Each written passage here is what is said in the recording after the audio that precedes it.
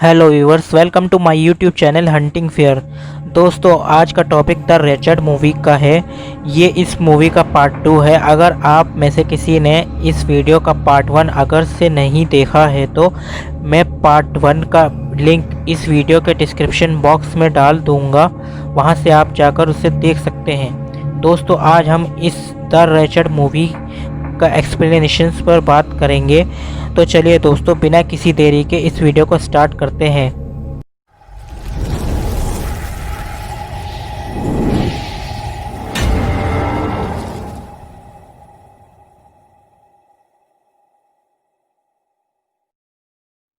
दोस्तों, movie start होती है 35 साल पीछे की कहानी से, जिसमें एक गुमनाम घर दिखाया गया है, जिसमें एक लड़की को दिखाया गया है जो उस घर में मेड का काम करती है। वो उस घर की मालकिन को आवाज़ देती है, लेकिन घर के अंदर से कोई भी जवाब नहीं आता है। उसके बाद वो मेड एक रूम के बाहर पहुंच जाती है। वो मेड उस रूम के अंदर उस घर की मालकिन को एक चेयर पर बैठी देखती है। उस औरत की गोद में उसी का बच्चा होता है और वो औरत अपने ही बच्चे के मांस खरोच कर खा रही होती है। यहाँ से मूवी अगले पड़ाव पर चली जाती है। अब कहानी करंट टाइम से शुरू होती है। कहानी में आगे हमें एक बस दिखाई देती है, जिसमें 17 साल का बेन नाम का लड़का दिखाया गया है। बेन काफ़ी डिप्रेस होता है, जिसका कारण उसके माँ बाप का डिवोर्स होता है। बेन के हाथ पर एक प्लास्टर बना होता है, जिसके ऊपर अजीब सी ड्राइंग बनी होती है। बेन के साथ बस में सफ़र कर रही एक बुज़ुर्ग महिला बेन के प्लास्टर पर बनी ड्राइंग को देखकर उसे लिटिल आर्टिस्ट कहकर उसकी तारीफ़ करती है। बेन, जो समर वेकेशन बिताने अपने डैड के साथ रहने के लिए जा रहा होता है, बेन के डैड के घर के जब बगल में एक छोटी सी फैमिली रहती है, जिनका नाम ताई और एबी होता है, और उनके 2 बच्चे होते हैं जो समर वेकेशन बिताने के इरादे से ठहरे हुए होते हैं। कुछ देर बाद बेन के पड़ोसी एबी अपने बेटे के साथ हाइकिंग के लिए निकल पड़ती है, और वो जब कहीं बिजी होती है, डेलन को पेड़ पर एक मार्किंग दिखाई देती है। इतने में बगल के पेड़ में से एक सुरंग के अंदर से उसकी मॉम की आवाज़ उसे सुनाई देने लगती है, और डेलन उससे डर कर उससे दूर भागने लगता है। इसके बाद जैसे वो आवाज़ किसी चुड़ैल की आवाज़ में बदल जाती है, और उस पेड़ के होल के अंदर से एक भूतिया हाथ निकलता हुआ दिखाई देता है। पर एंड मौके पर एबी वहाँ पर आ जाती है। जैसे ही डीलन पेड़ की तरफ नज़र बढ़ाता है, वो पेड़ वहाँ से गायब हो जाता है। घर पहुंचकर टाई को पता चलता है कि अनजाने में एक डियर एबी की कार के सामने आ गया, और क्योंकि डियर एक अच्छा मीट माना जाता है, इसलिए उसे पकाने के इरादे से एबी उसे घर ले आई। उसी रात उस डियर के अंदर से एक अजीब सा क्रीचर बाहर निकलता हुआ दिखाई देता है। दूसरी तरफ बेन अपने माँ से फ़ोन पर बात कर रहा होता है। उसकी माँ बेन से कहती है, आई मिस यू बॉयज़।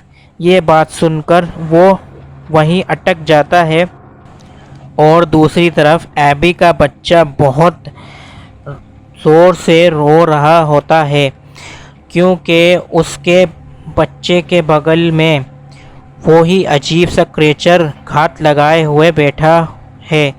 तभी एबी बच्चे को देखने के लिए उसके रूम में आती है, और एक अजीब सा स्कार्फ से उसे बच्चा ढका हुआ मिलता है।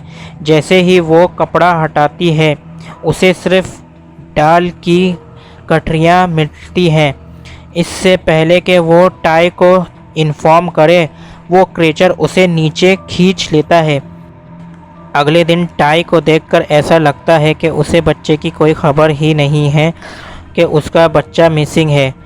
हद तो पार जब हो जाती है जब डीलन अपनी माँ को अजीब तरीके से अकड़ते हुए देखता है।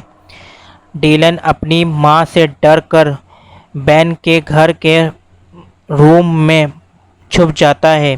डीलन की हालत देखने के बाद बेन को डीलन की फैमिली पर शक होने लगता है, पर एबी को पता चल जाता है ना कि डीलन बेन के घर में है, पर वो उसके रूम में छिपा है। एबी इसलिए बेन के घर के दरवाजे पर दस्तक देती है। एबी बेन से पूछती है कि क्या उसके पिता घर पर हैं। जब बेन एबी से झूठ बोलता है कि डीलन उसके घर पर नहीं है, तो वो बेन का दूसरा हाथ तोड़ने की धमकी देती है। पर उसी वक्त टाई वहां आ जाता है, जिसकी आवाज़ सुनकर डीलन अपनी माँ से बचकर सीधे पिता की तरफ भागता है। अगले दिन बेन को पता चलता है कि डीलन हमेशा की तरह अपनी मरीन क्लास के लिए नहीं आया है। इसी वजह से बेन डीलन के घर जाकर उसके पिता डीलन के बारे में पूछता है, पर टाई सीधे मना कर देता है कि कभी उसका कोई बेटा भी था। बेन ये सुनकर शॉक्ड हो जाता है, पर जब बेन उनके फर्श पर एक मार्किंग नोटिस करता है, तो उस मार्किंग के ऊपर इंटरनेट पर तुरंत रिसर्च करने लगता है। माइथोलॉजिकल इतिहास के हिसाब से ये मार्किंग्स एक चुड़ैल के निशान हैं, जिसे डार्क मदर के नाम से बुलाया जाता है। वो चुड़ैल अपने निशान को उस घर में बनाती है जो घर उसे पसंद आ जाता है। उस चुड़ैल का जन्म एक शापित पेड़, पत्थर और जड़ से होता है, और उनकी भूख भूल गए हुए लोगों से मिटती है, और नमक उनके लिए तेज़ाब जैसा काम करता है। लेकिन इस पहेली का मतलब क्या है, वो इस वीडियो के लास्ट एंड थर्ड पार्ट में आपको पता चलेगा। दोस्तों, वीडियो ज़्यादा लंबी ना हो जाए, इसलिए मूवी के आगे की स्टोरी हम नेक्स्ट पार्ट में जानेंगे। तो दोस्तों, ये वीडियो पसंद आई हो तो इस वीडियो को लाइक करें, कमेंट करें और अपने दोस्तों के साथ शेयर करें। और दोस्तों, जाने से पहले मेरे चैनल हंटिंग फेयर को सब्सक्राइब करें और साथ ही साथ बेल आइकन को भी दबा दीजिए, ताकि आप कोई भी वीडियो से रिलेटेड अपडेट मिस ना कर पाएँ। तो चलिए दोस्तों, मिलते हैं किसी नए वीडियो में किसी नए टॉपिक के साथ। बाय बाय दोस्तों।